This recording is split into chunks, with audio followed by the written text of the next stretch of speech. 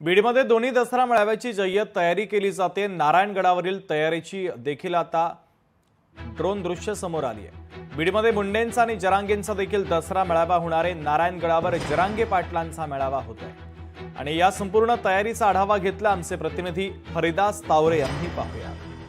बीड जिल्ह्यात दोन दसरा मेळावे या ठिकाणी पार पडणार आहेत।